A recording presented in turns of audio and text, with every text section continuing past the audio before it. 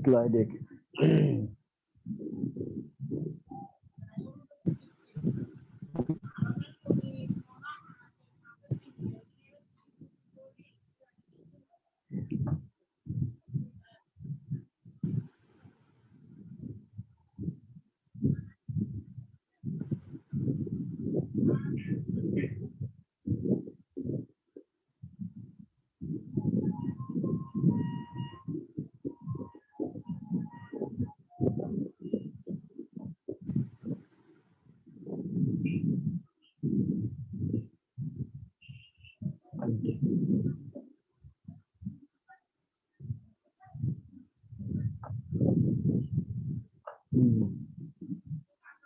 তো এটা চুক্তির শ্রেণী বিভাগ মূলত মোস্ট ইম্পর্টেন্ট একটা টপিকস। এখান থেকে প্রশ্ন সব সময় থাকবে এবং এটা অবশ্যই তোমাদের জানা থাকতে হবে। এটা মানে খামখেয়ালি করবে না, এটা একদম ফাইনালে সব সময় প্রশ্ন এখান থেকে থাকবে। এই জন্য এটা খুব বেশি ইম্পর্টেন্ট টপিকসটা।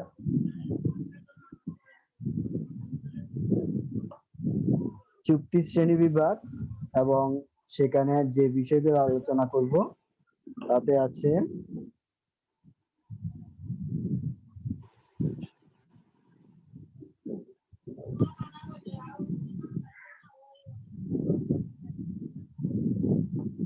আছে বাতিল ও বাতিলযোগ্য চুক্তির পার্থক্য, তারপর চুক্তি সম্পাদনের যোগ্যতা। মূলত চুক্তির শ্রেণী বিভাগ এখানেই ম্যাক্সিমাম জিনিস এসে যাবে। তোমরা দেখো এই যে চুক্তির প্রকারভেদ। চুক্তির প্রকারভেদ বৈধতার ভিত্তিতে বিভিন্ন দৃষ্টিকোণ থেকে চুক্তিকে শ্রেণীবিন্যাস করেছে। বৈধতার ভিত্তিতে চুক্তিকে প্রথমত এখানে কয়েকজনকে ওয়েটিং এ দেখতেছে কিন্তু ওরা এখনো যুক্ত হতে পারতেছে না কেন?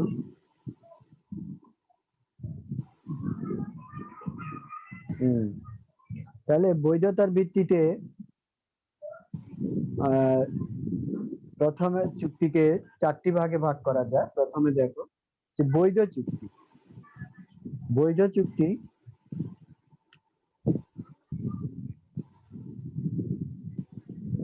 যে চুক্তিতে আইনগত সকল বিষয় বিদ্যমান থাকে তাকে বৈধ চুক্তি বলে।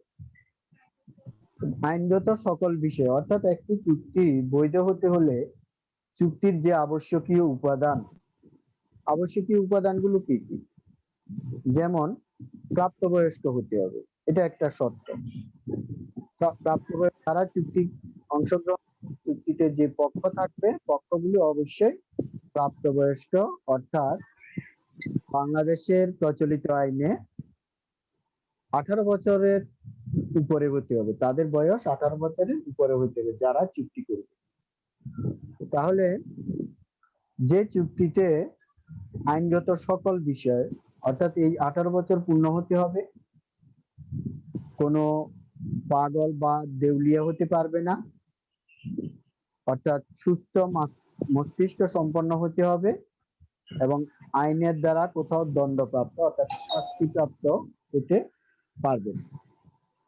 তাহলে এই যারা এই বিষয়গুলি করতে পারবে অর্থাৎ প্রাপ্তবয়স্ক হবে, তারপর চুক্তি সম্পাদনের যোগ্যতা থাকতে হবে, তারপর অর্থাৎ স্বীকৃতিটা স্বাভাবিক হতে হবে, একাধিক পক্ষ থাকতে হবে, বৈধতা থাকতে হবে। তাহলে এই চুক্তির যে সকল শর্ত আছে সেই শর্তগুলো যে চুক্তিতে সবগুলো পূরণ করা হবে সেটাকে বলা হচ্ছে বৈধ চুক্তি।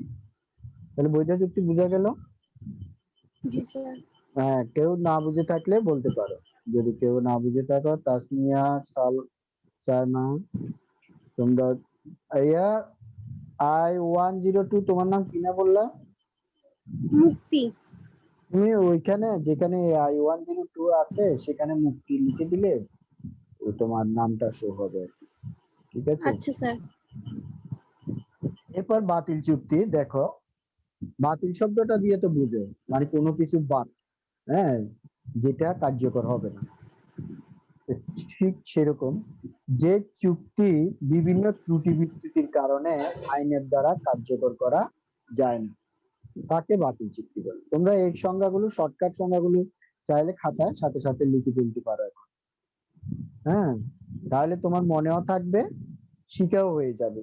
কারণ পড়ার থেকে লেখাটা আরো বেশি তোমার কার্যকর হবে। ঠিক আছে? তো তাহলে তোমরা যদি খাতায় লিখে ফেলো, তোমাদের জন্য এটা একসাথে এই যে শর্টকাট মানে বুঝার জন্য আরো সুবিধা হবে। তাহলে যে চুক্তি বিভিন্ন ত্রুটি বিচ্যুতির কারণে, এই যে একটু আগে বললাম, যেমন যে সকল, যেমন অপ্রাপ্তবয়স্ক দিয়ে চুক্তি করা হলো, তাহলে এটা বাতিল হয়ে যাবে, কারণ প্রাপ্তবয়স্ক ছাড়া চুক্তি হবে না। তারপর মনে করো একজন এর সাথে, অর্থাৎ পাগল বা দেউলিয়াগ্রস্ত ব্যক্তি, দেউলিয়াগ্রস্ত ব্যক্তি জানি যাদের ঋণ পরিশোধে অক্ষম, এমন ব্যক্তিকে বলা হয় দেউলিয়াগ্রস্ত ব্যক্তি। এমন ব্যক্তি যদি সাথে চুক্তি করা হয়, সেটা শুরুতে বাতিল হয়ে যাবে, অর্থাৎ এটা কোনো বৈধ চুক্তি হবে না। তাহলে যে চুক্তিগুলি আইনগত এই সকল ত্রুটি বিচ্যুতি নিয়ে করা হবে, সেগুলি বাতিল চুক্তি হিসেবে গণ্য হবে, অর্থাৎ এগুলি আইন দ্বারা কার্যকর করা যাবে। তারপর যেমন সেখানে যদি আমরা আরো অনেকগুলো বিষয় আছে, যেমন জোর করে যদি কেউ সম্মতি আদায় করে, হ্যাঁ, তারপর যে প্রতিদান দিবে, দানের বিপরীতে যে প্রতিদান দিবে, সেই প্রতিদানটা যদি তোমার অবৈধ বা অযৌক্তিক কিছু হয়, তাহলেও সেটা বাতিল হয়ে যাবে। এরপর বলা হচ্ছে বাতিলযোগ্য চুক্তি। বাতিলযোগ্য চুক্তি,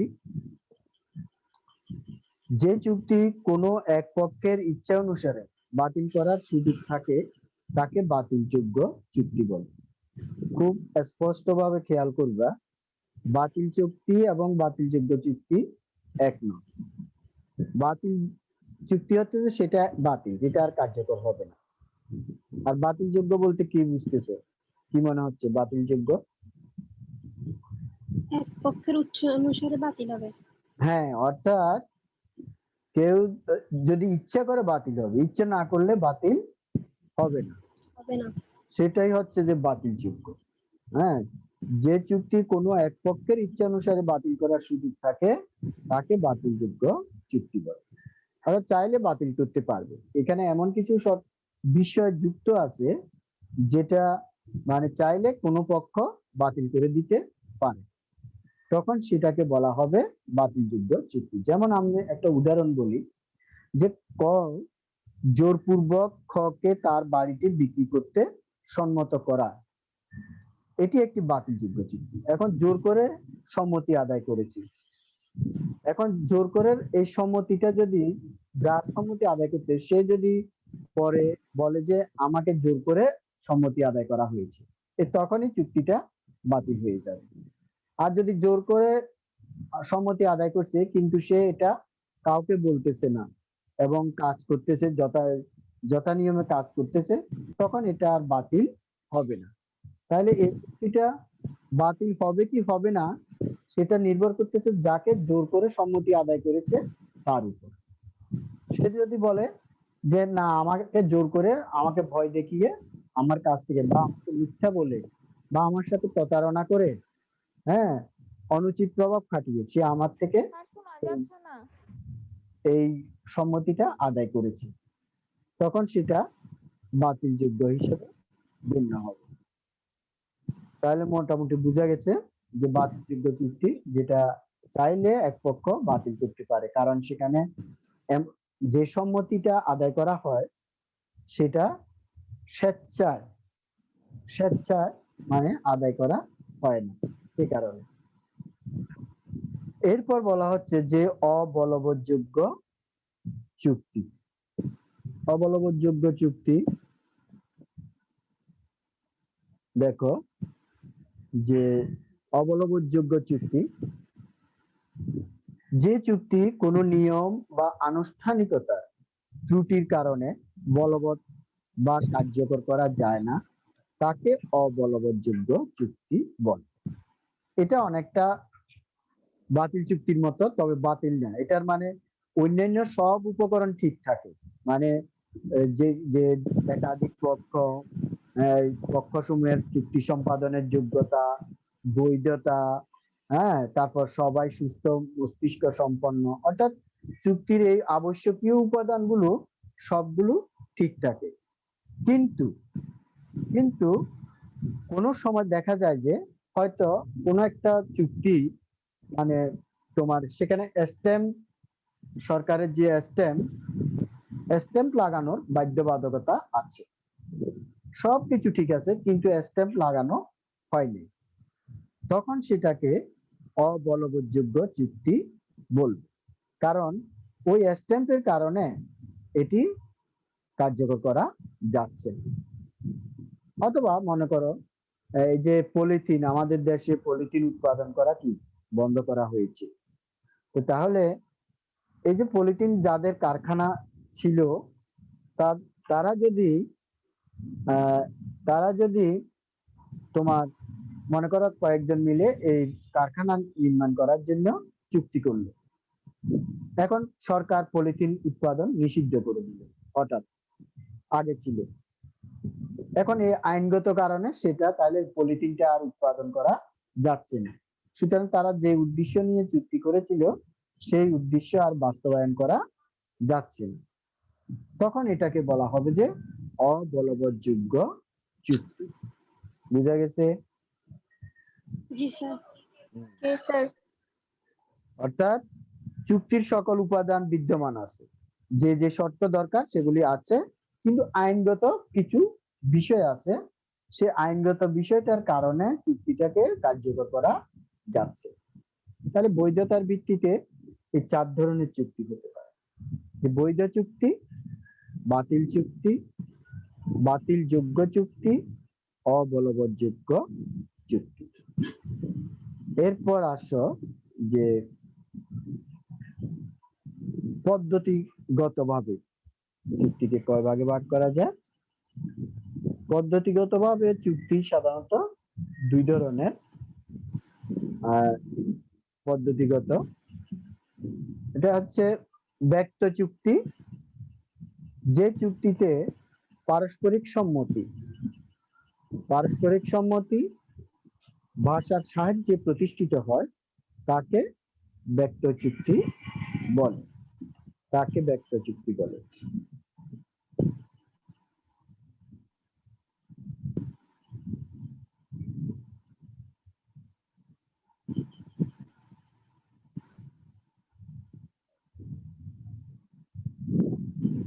তাহলে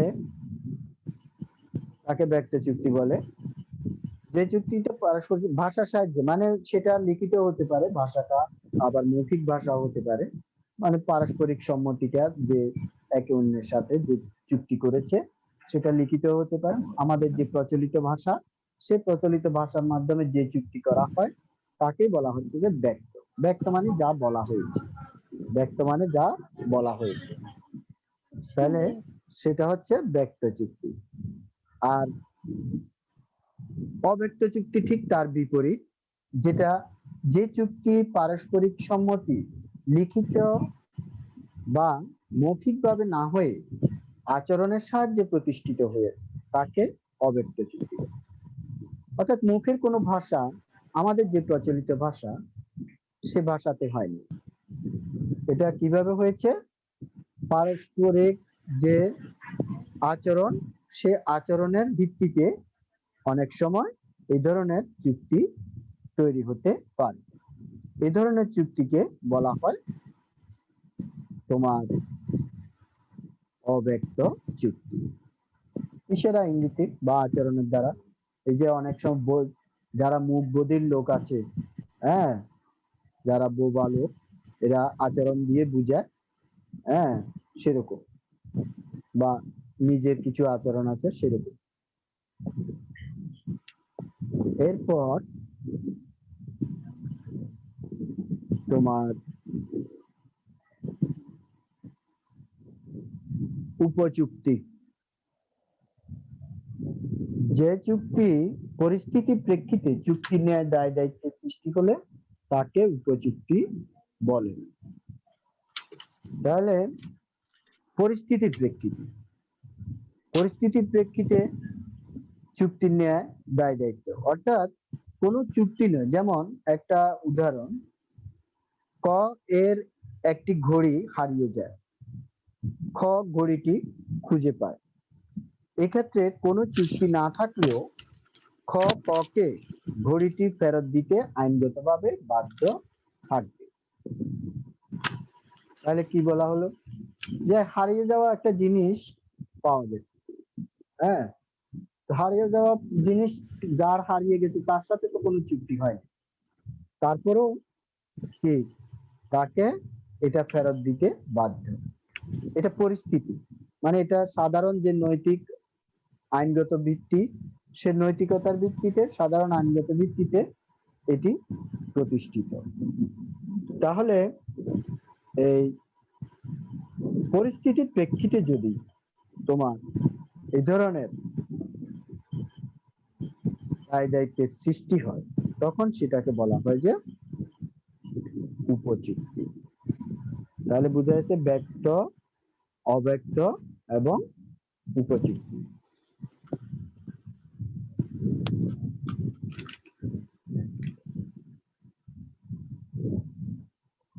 এরপর আসো আমাদের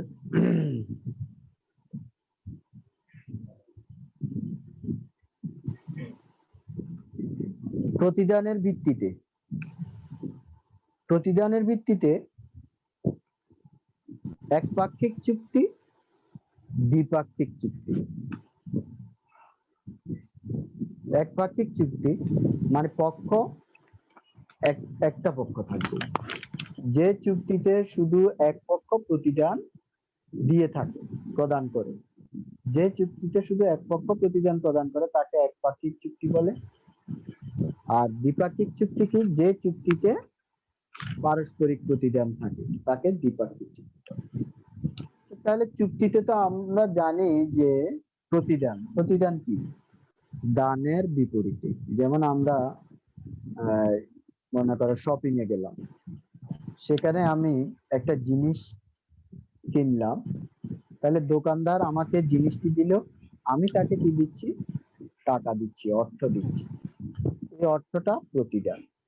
আবার আমার অর্থের প্রতিদানে তার জিনিস, তাহলে একটি অপরটি প্রতিদান। তো তাহলে প্রতিদান তোমার যদি এক পক্ষ থেকে হয়, তো এক পক্ষ হয় এরকম প্রতিদান কি আছে? তোমরা নিশ্চয় শুনেছো যে এই দান, অনেক সময় কি দান সম্পত্তি দান করা হয়। হ্যাঁ, কেউ মনে করো মসজিদকে সম্পত্তি দান করলো, মন্দিরকে সম্পত্তি দান করলো, বা কোনো এতিম ছেলে মেয়েকে সম্পত্তি দান করলো, অর্থ দান করলো, কোনো জিনিস দান করলো। তো দান করার ক্ষেত্রে যে দান গ্রহণ করবে সে তো কোনো জিনিস বা অর্থ দিবে না। এই চুক্তিটাকে বলা হচ্ছে যে একপাক্ষিক চুক্তি। বুঝা গেছে? জি স্যার। তাহলে একপাক্ষিক চুক্তি হচ্ছে যে সাধারণত যেখানে এক পক্ষ শুধু প্রতিদান দিবে, অন্য পক্ষ দিবে না। আর যেখানে উভয় পক্ষ দিবে, একটু আগে যেটা বললাম যে বাজারে কিছু কিনতে গেলাম বা কোনো জিনিস কিনলাম, বা এক সময় তো পণ্য বিনিময় প্রথা ছিল। আমাদের মুদ্রা ব্যবস্থার শুরু হওয়ার পূর্বে পণ্য বিনিময় প্রথা ছিল। সেই পণ্য বিনিময় প্রথাতে একজন একটা জিনিস দিবে, অপরজন তার বিপরীতে আরেকটি জিনিস দিবে। এটা ছিল তোমার এই বিনিময় প্রথা। তো সেখানে প্রতিদানটা ছিল একই ধরনের। এখন আমাদের প্রতিদানগুলি সাধারণত অর্থ হয়ে থাকে। আচ্ছা, এরপরে আসি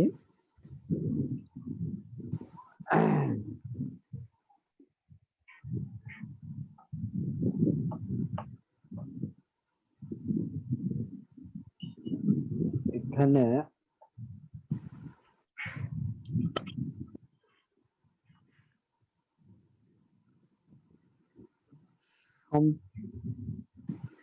একটা ইয়া করি।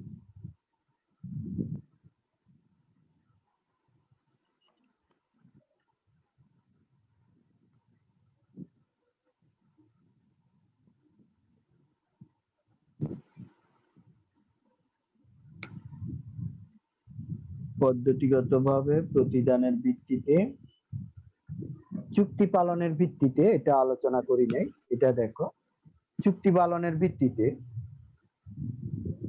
যে চুক্তির প্রতিদান প্রতিশ্রুতি পালনের সাথে সাথে সম্পাদিত হয় তাকে সম্পাদিত চুক্তি বলে।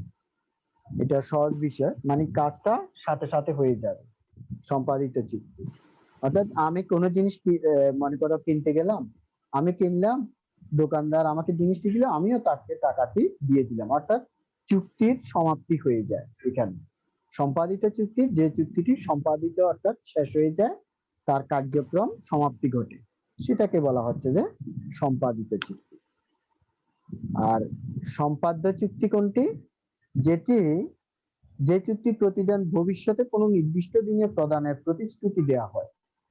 মানে আজকে কিছু, ওই যে আমরা বলি না বায়না করা হয়েছে বা আগে কিছু দিয়ে দিয়েছে, হ্যাঁ, আমি কিছু দিলাম কিন্তু অপরপক্ষ যেটি দিবে সেটি আজকে দিচ্ছে না, সেটি আগামী কোনো একদিন দিবে, নির্দিষ্ট একটা দিন ঠিক করা হয়েছে যে দিনে সে ওই জিনিসটি দিবে।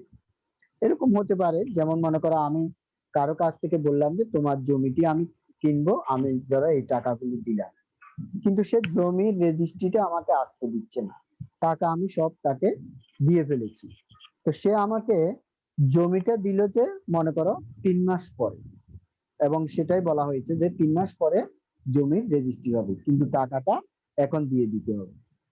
তো তাহলে আমি টাকাটা এখন দিয়ে দিলাম, কিন্তু জমির রেজিস্ট্রিটা হলো যে 3 মাস পরে।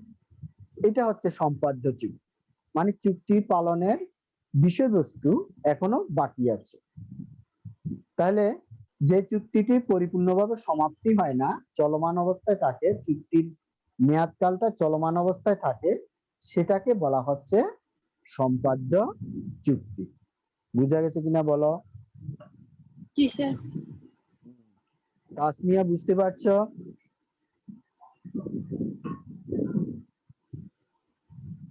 তাসমিয়া বলো, নাকি মিউট করে রাখছো তুমি? তোমরা, তারপর সালমা মিউট করে, বুঝতে পারছো? জি স্যার।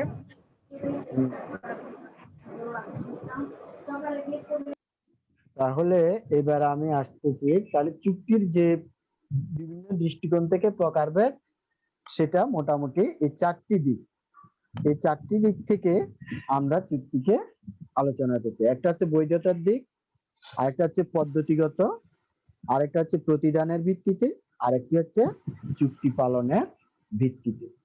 এই 4টি দিকের প্রকারভেদটা খুব ভালো করে পড়বা, সহজ বিষয় এবং কোনো কঠিন বিষয় না। উদাহরণগুলি পড়বা, উদাহরণগুলি পড়লে তোমার কি হবে, তুমি সহজে বুঝতে পারবে যে, এবং সেটা মনে থাকবে, কখনো ভুলবে না। হ্যাঁ, এরপর আর দুটি বিষয় দ্রুত শেষ করব। যে সকল ব্যক্তি আইনগতভাবে নিম্নোক্ত শর্তসমূহ পূরণ করবে তারা চুক্তি সম্পাদনের যোগ্য হবে। অর্থাৎ চুক্তি সম্পাদনের যোগ্যতা, কারা চুক্তি সম্পাদন করতে পারবে। তো কারা চুক্তি সম্পাদন করতে পারবে, সেটা হচ্ছে প্রচলিত আইন অনুসারে সাবালক বা প্রাপ্তবয়স্ক হতে হবে। চুক্তি যারা পালন করবে, চুক্তি যারা করবে তাদের অবশ্যই কি হতে হবে, প্রাপ্তবয়স্ক হতে হবে। এরপর প্রচলিত আইন অনুসারে সাবালক বা প্রাপ্তবয়স্ক হতে হবে, এটা তো বললাম। মানসিকভাবে সুস্থ হতে হবে, এটা প্রথম দিকে বলছিলাম যে মানসিকভাবে সুস্থ হতে হবে। যেমন মানসিকভাবে সুস্থ নয় কারা, পাগল। পাগল তো চিনো, যাদের ভালো বোধ শক্তি নেই, ভালো মন্দ বিচার করার মতো যাদের ক্ষমতা নেই, হ্যাঁ, স্মৃতিশক্তি বিলুপ্ত, তাদেরকে বলা হচ্ছে কি, তোমার অসুস্থ মানসিকতা সম্পন্ন। তাহলে সুস্থ হতে হবে। আর প্রচলিত আইনে চুক্তি সম্পাদনে অযোগ্য ঘোষিত নয়। অর্থাৎ দেশে যে আইন আছে সেই আইন অনুযায়ী সে কোনো দণ্ডপ্রাপ্ত হবে না, দেউলিয়া হবে না। তাহলেই, কারণ দণ্ডপ্রাপ্ত এবং দেউলিয়া ব্যক্তিরা চুক্তি সম্পাদন করতে পারে। তো তাহলে মোটামুটি এই 3টি শর্ত যদি পূরণ করে তাহলে সেই ব্যক্তি চুক্তি সম্পাদন করতে পারবে। এটা বারবার খেয়াল রাখতে হবে যে কারা চুক্তি সম্পাদন করতে পারবে। এরপর তোমার দেখবা এখানে এই যে আমরা বাতিলযোগ্য, অবলবৎযোগ্য, বৈধ চুক্তি, এই চুক্তিগুলোর মধ্যে যে পার্থক্য, সে পার্থক্যটা বেশি আসে, প্রায় আসে। তোমরা বিশ্ববিদ্যালয়ের যে প্রশ্ন সেগুলো দেখলে দেখবা যে প্রায় এই প্রশ্নগুলি আছে। হ্যাঁ, তো তার মধ্যে যেটি বেশি আসে বাতিল ও বাতিলযোগ্য চুক্তির পার্থক্য, এই প্রশ্নটা সবচেয়ে বেশি আসে। তো সেখানে যে পার্থক্যটা একটু আলোচনা করে দিচ্ছি। যে পার্থক্যের বিষয়টা এটা সংজ্ঞার মধ্যেই আছে। মানে বাতিল চুক্তি হচ্ছে এটা মানে আইনের কারণে বলবৎ করা যাবে না, এটা শুরুতেই বাতিল হয়ে যাবে। হ্যাঁ, আর বাতিলযোগ্য যেটা, সেটা হচ্ছে এক পক্ষের সম্মতি প্রত্যাহারের উপর নির্ভরশীল থাকে। এক পক্ষ যদি সম্মতিটা প্রত্যাহার করে তাহলে সেটা বাতিল হবে, না হলে সেটা স্বাভাবিক চুক্তি হিসেবে থাকবে। ওই ধরনের চুক্তিকে বলা হচ্ছে মানে বাতিলযোগ্য চুক্তি। আর প্রকৃতি হচ্ছে তোমার যেটা বাতিল চুক্তি সেটা শুরুতেই বাতিল, আর যেটা তোমার বাতিলযোগ্য চুক্তি সেটা হচ্ছে ক্ষতিগ্রস্ত পক্ষ চুক্তি বা এক পক্ষ চুক্তি প্রত্যাহার না করা পর্যন্ত সেটা বৈধ চুক্তি হিসাবে থাকবে। এরপর আছে বৈধতা। বৈধতা হচ্ছে বাতিল চুক্তি কখনোই বৈধ নয় বা এর কোনো বৈধতা দেওয়া যায় না, কিন্তু বাতিলযোগ্য চুক্তি সেটা যতক্ষণ পর্যন্ত এক পক্ষ বাতিল করবে না ততক্ষণ পর্যন্ত এটা বৈধ চুক্তি হিসাবে থাকবে। এরপর বলবৎযোগ্যতা, অর্থাৎ বলবৎ করা যাবে কিনা সেটা নির্ভর করবে। বাতিল চুক্তি কখনো আদালতের মাধ্যমে বলবৎ করা যায় না, কিন্তু তোমার চুক্তি, এই যে বাতিলযোগ্য চুক্তি, অপরপক্ষ যদি বাতিল না করে তাহলে অবশ্যই আইনের মাধ্যমে সেটা বলবৎ করা যাবে। উৎপত্তি হচ্ছে যে বাতিল চুক্তি তোমার চুক্তির যে অপরিহার্য উপাদান আছে সেগুলির অভাবের কারণে বাতিল চুক্তি সৃষ্টি হয়। আর বাতিলযোগ্য চুক্তি সাধারণত অনুচিত প্রভাব, বল প্রয়োগ, মিথ্যা বর্ণনা ইত্যাদির মাধ্যমে যখন সম্মতি আদায় করে সেটাই বাতিল চুক্তি। তো সেখান থেকেই এই চুক্তির উদ্ভব হয়। দায় ও অধিকার, বাতিল চুক্তিতে কারো কোনো দায় বা অধিকারের সৃষ্টি হয় না। আর বাতিলযোগ্য চুক্তি যতক্ষণ কার্যকর থাকে ততক্ষণ প্রত্যেকের দায়িত্ব ও অধিকার থাকবে। এবং সর্বশেষ আছে কি রূপান্তর। বাতিল চুক্তিকে কখনো বৈধ চুক্তিতে রূপান্তর করা যায় না, কিন্তু বাতিলযোগ্য চুক্তি যেটা সেটা বৈধ চুক্তিতেও রূপান্তর করা যায়, আবার অবৈধ চুক্তিতেও রূপান্তর করা যায়। অর্থাৎ অপরপক্ষ যদি রাজি থাকে তাহলে এটা বৈধ চুক্তি, আর অপরপক্ষ যদি রাজি না থাকে তখন অবৈধ চুক্তি হয়ে যাবে। তাহলে মোটামুটি এই পার্থক্য। তাহলে মোটামুটি আমি এই কয়টি বিষয় অর্থাৎ প্রকারভেদ, পার্থক্য এবং যোগ্যতা, এই কয়টি বিষয় নিয়ে তোমাদের সাথে আলোচনা করলাম। তো তোমাদের যদি কোনো সমস্যা থাকে বলতে পারো, বুঝতে কোথাও কোনো সমস্যা হয়েছে কিনা। তাহলে তোমরা এটা পড়বা, আগামী ক্লাসে আরো ভালো প্রস্তুতি নিয়ে তাহলে যাতে আলোচনা করতে পারি। আর অনেকে অংশগ্রহণ 8 জন আসছে দেখলাম, কিন্তু যারা আসে নাই তারা কিন্তু নিজেদেরই ক্ষতি করতেছে, কারণ জিনিসটা যত বেশি আলোচনার মধ্যে থাকবে ততই সহজ হবে, এবং কোথাও কোনো যদি বুঝতে সমস্যা হয় বা কোনো অসুবিধা থাকে সেটা সাথে সাথে জানাতে পারবে। তো তাহলে আগামীতে এর পরের টপিকস নিয়ে আলোচনা করব। তোমরা ওখানেও কোনো সমস্যা থাকলে আগে থেকে রেডি করে রাখিও, তাহলে আলোচনার সময় এগুলো জিজ্ঞাসা করবে। তাহলে আমাদের যে ক্লাস আমরা করতেছি জুমের ক্লাস, অর্থাৎ সরাসরি ক্লাস, সেটা আরো বেশি ফলপ্রসূ হবে। তোমরা পড়লে, বইয়ের ভিতরে পড়লে বিভিন্ন সমস্যা পাবে, সেই সমস্যাগুলি তুলে ধরবা, আলোচনা করব, তাহলে তোমাদের ক্লাসটি আরো বেশি ফলপ্রসূ হবে। তো তাহলে আমি আজকে এখানে শেষ করতেছি ক্লাস। তো তোমরা সবাই ভালো থাকো। আশা করি তোমরা সবাই বুঝতে পারছো, ঠিক আছে? জি স্যার। তো তাহলে এখানে শেষ করলাম ক্লাস। সালমা, নমস্কার স্যার। নমস্কার।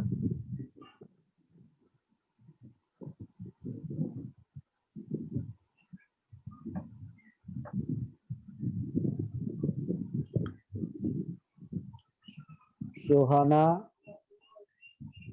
ঠিক আছে।